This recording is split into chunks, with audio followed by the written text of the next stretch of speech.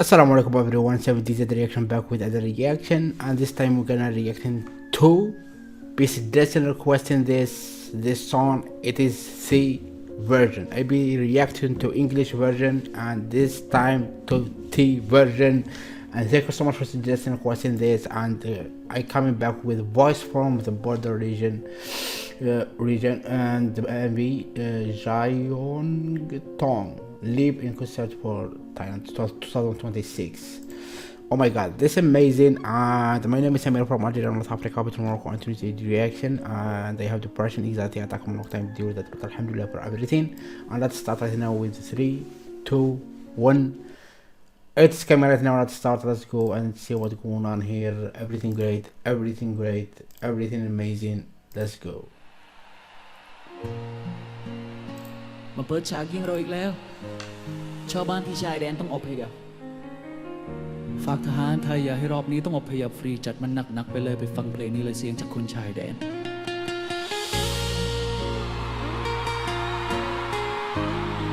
Oh my god. Oh my god. นี่คือเสียงจากคนชายแดนมันทำไว้เจ็บปวดเหลือแสนใครกันจะเข้าใจเราคนชายแดนสิ่งที่สูญเสียไปไม่มีอะไรมาทดแทน Sad. บึ้มลูกระเบิดแหวกอากาศลงที่บ้านเสียงกรีดร้องของสัญชาตญาณสับสนไปหมดหน้ามืดโลนลานเสียงผู้ใหญ่บ้านบอกให้เข้าบังเกอร์มองไปเห็นตะขาเอาดินปืนกลุ่มควันในหูอึ้งนึกว่าเป็นฝันสักพักก็มีประกาศให้ออกไปออกกันทั้งผู้ใหญ่และเด็กร้องไห้กลัวจนตัวสั่นนี่คือเสียงจากคนชายแดนมันทำให้เจ็บปวดเหลือแสนใครกันจะเข้าใจเราคนชายแดนสิ่งที่สูญเสียไปไม่มีอะไรมาทดแทนได้มาทดแทนพอไปถึงศูนย์ที่พักพิงตั้งสติได้ทุกอย่างคือเรื่องจริงจดจำฝังใจในทุกๆสิ่งพวกมันช่างเลวระยำเลยจริงๆตอนที่ดูข่าวทหารและการสูญเสียในวันนั้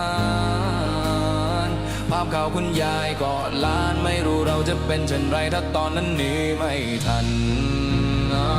นี่คือเสียงจากคนชายแดนมันทำไว้เจ็บปวดเหลือแสนใครกันจะเข้าใจเราคนชายแดนสิ่งที่สูญเสียไปไม่มีอะไรมาทดแทน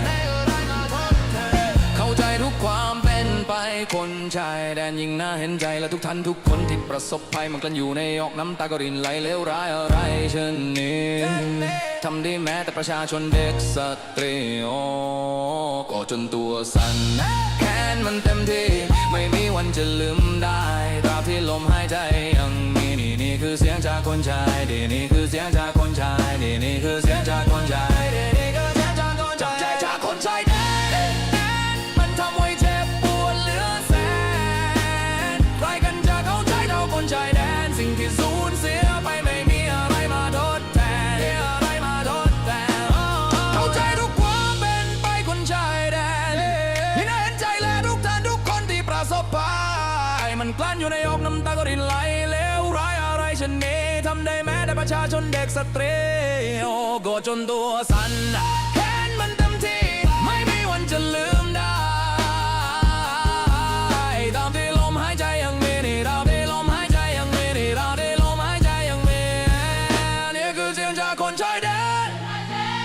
เอาไว้เจ็บปวดเหลือแสนใครกันจะเข้าใจเราคนชายแดน Oh my god. เสียไปไม่มีอะไรมาทดแทน Oh my god, yo.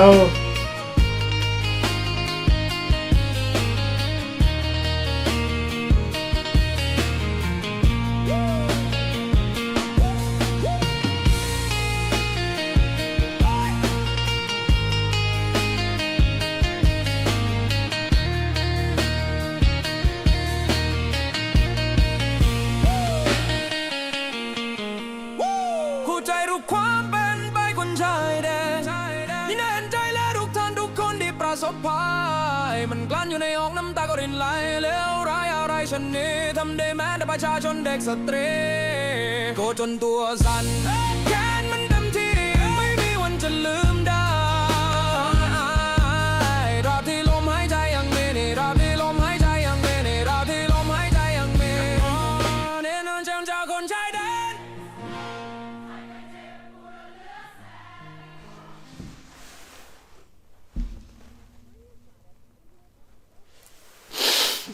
Wow, wow, wow, wow, wow. How this touching your heart, yo. This version of Thailand, they so touched my heart. I've been listening to the English version, but this touched my heart, yo. So much pain, so much.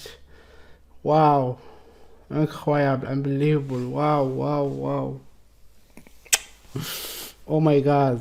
If you this touch your heart and you want some more reaction, read the comment description. I write it by myself, and I have a problem between me and my dad. If you like to help or something stuff like this, and that's up to you. It is your choice and it is your choice, not mine. If you like, subscribe, and thank you so much for being supporting me a lot. Thank you so much, and see you in next video, inshallah. Oh my God, so emotional, I swear, so touch your heart, yo. This broke your heart, yo.